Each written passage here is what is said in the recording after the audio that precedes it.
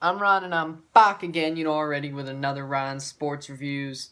You know what it is. Today we are reviewing day 2 of the NFL Wildcard weekend, the NFC games.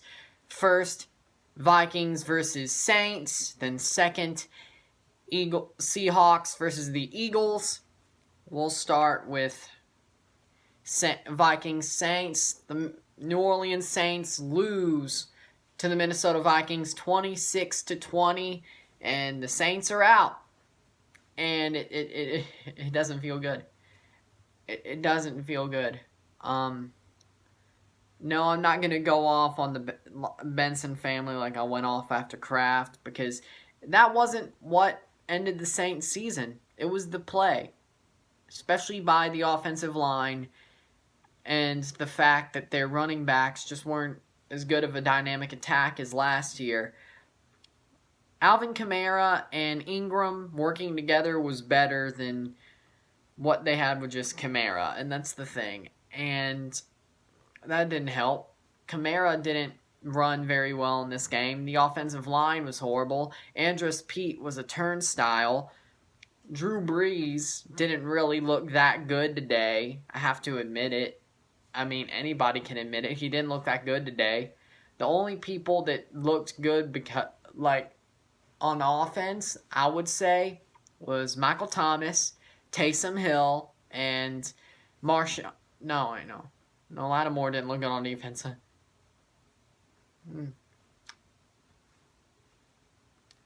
not thinking Lattimore. Whatever. I don't know why I was thinking Lattimore, but then again, the second running back didn't really look that good either. Yeah, just Taysom Hill and Michael Thomas on the offense.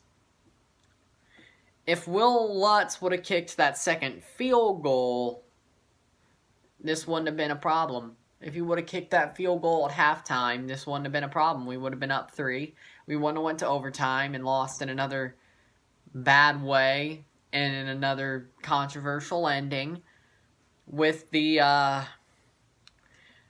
non-call on the offensive pass interference by Rudolph, and which that was an offensive pass interference. I don't agree with the referees. Of course they're going to be like, well, we already made the call. It's nothing. You can't say it's something. That's basically probably what they were saying. Even though it is something and you could tell it's something, they can't say it's something and say they made a mistake, because New Orleans will probably go to New York in 2 seconds and burn down the referee's building. I'm sure of it. Like, they'd be there like the Flash and they just burn down the referee's office. I guarantee you. That is not something you want to see. So, they knew what they were doing. I don't believe the referees one bit when they said there was nothing to it, because there is something. There was something to it. And to say that that was a horrible call was bad. It's even worse than a horrible call. It was like a shambolic call. You think that they'd look at it.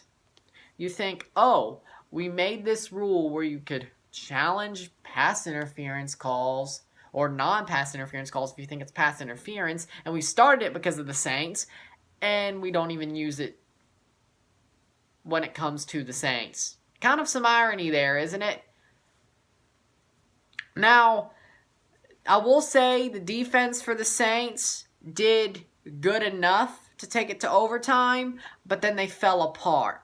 Now, I mean, the offensive pass interference didn't help, but when you get a bomb drop down to the 2 to Adam Thielen, and Marshawn Lattimore got burnt like 5 times by him in this game, well, the secondary didn't do that well.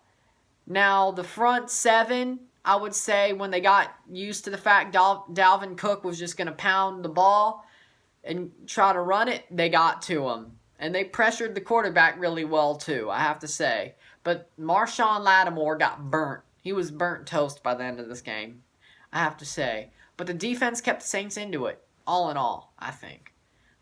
Now, the Vikings, looking at them, Case Keenum was he was good enough. I'm not going to say he was great. He was good enough. He made the passes that he needed to make. Dalvin Cook made him look good. It was basically the Tennessee blueprint of beating New England. Except the Saints had a little bit more of a pulse offensively. Give Drew Brees the ball in overtime, he probably would have scored. And they probably would have won. But whatever. They put themselves in the hole early on, let's be honest. But Kirk Cousins did what he had to. I won't say he outplayed Drew Brees. He just did what he had to. He made the throws he had to either Stephon Diggs or mostly Adam Thielen.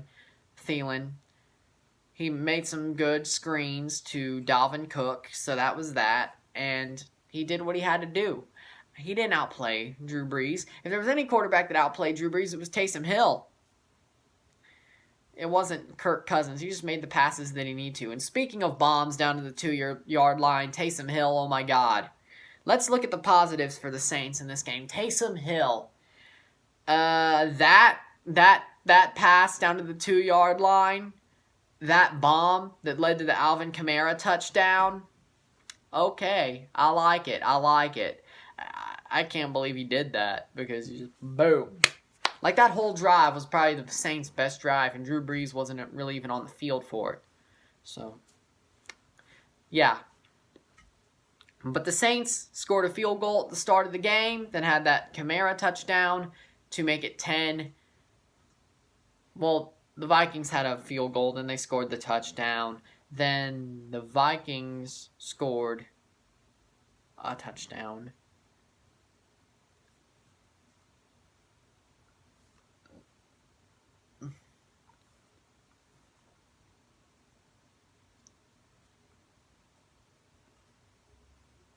Then they scored another touchdown, and they kicked a field goal to get theirs to 20. The Saints, with 10 points, they scored 2. No, they scored a touchdown and kicked a field goal. Each team did, and then the Vikings scored that touchdown in overtime to end the game. But I don't know. Like, the thing about this game was it wasn't horrible. The Saints were never blown out, but it's still, I think it hurts worse. If the Saints got blown out, it's like, okay, you know what's happening. Started to watch the rest of it so I could review it, but you know what's happening and you kind of push away. But the Saints fought till the end. They fought till the end, and that's what made it even worse. And then another thing that made it even worse is I was watching the Canada-Russia World Juniors final right with the Saints game because I had to. I did. The Canada comeback didn't help because it was close to the end of the game. The Saints were sort of making a comeback. Canada made a comeback to win the World Juniors. Well, yeah, that didn't help me at all. When the Saints took the thumbtack to the balloon, you know, that didn't help. So, but yeah, I'd say the best players for the Saints were Taysom Hill, Michael Thomas, Demario Davis, on like just best players overall. Demario Davis, Von Bell.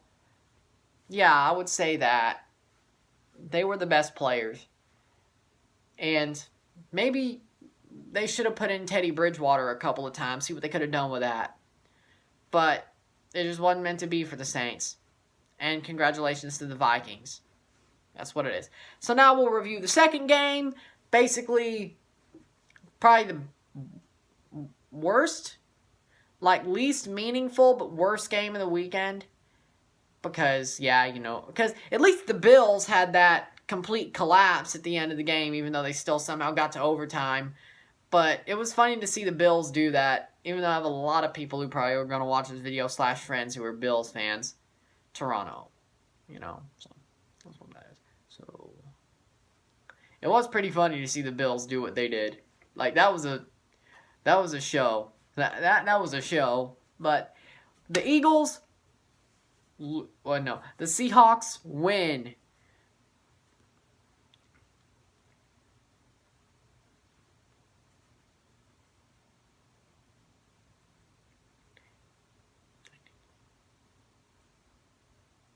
$18-9. Hold on. I know the Seahawks.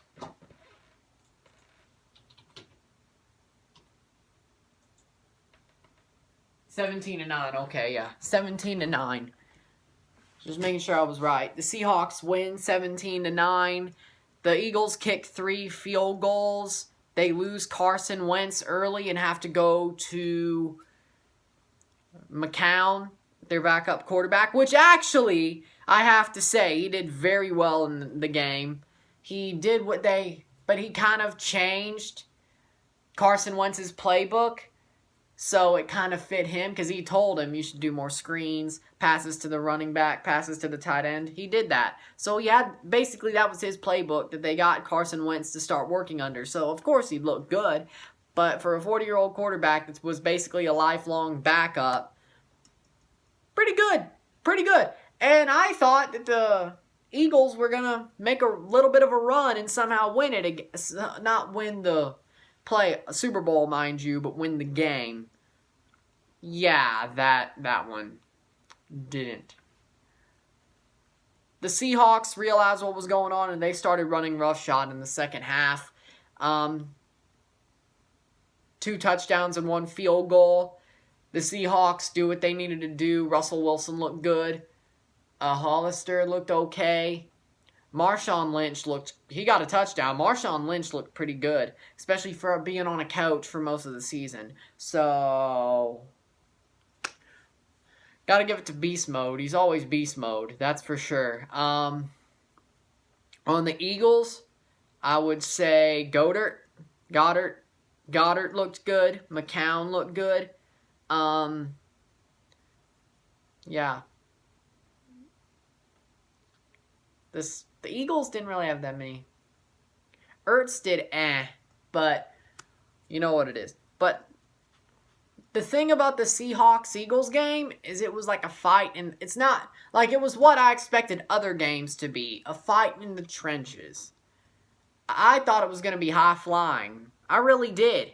And it wasn't. And I mean, maybe that's because Carson Wentz went down and had a head injury, but you'd still think that if it was the same playbook, the Eagles could pull it off. They didn't. And their offensive line did ruin them at some points, considering that Josh McCown got like 3 sacked 3 times in good positions. And if you would have made the play, it would have been at least better for them, as in the Eagles. But he got sacked 3 times on plays that I don't think Carson Wentz would get sacked on. And you could say, but he's 40 years old. He was trying to run a little bit too much. I get that. I was surprised to see that. But he was trying to run the same game plan. And it's funny because Carson Wentz doesn't really run that much either. So I don't know what he was. He was trying to be like a young guy. He's like, well, if I'm going to beat Russell Wilson, I have to act like him, I guess. That's probably what he was thinking. So I'd see it, but that is that.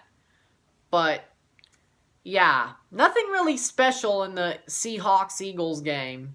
Nothing really special. It was just drab. And, I mean, of course, my mood is down because the Saints and the Patriots both got curb-stomped out of the playoffs. Or not curb-stomped out of the playoffs. They just got kicked out in the first round, and I don't have a Super Bowl that I would probably really care about, even though Jimmy G is still in the playoffs, so I still have that.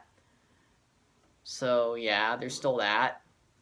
Hopefully the Super Bowl is like Chiefs 49ers or Ravens 49ers, because that's probably what it's going to be anyway.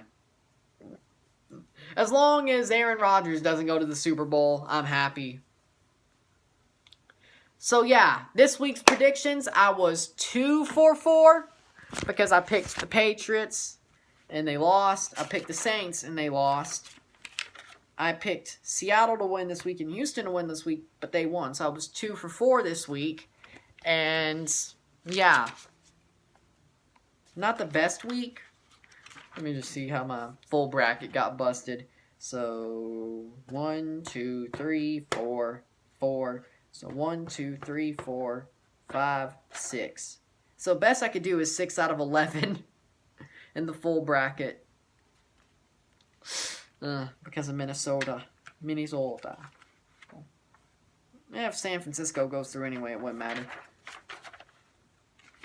Yeah. So, 2 out of 4 this week. Not the best, but I guess not the worst. I'm sure somebody went 0 for 4 this week. I'm sure somebody went 4 for 4 this week. I was just down the middle, so that was bad.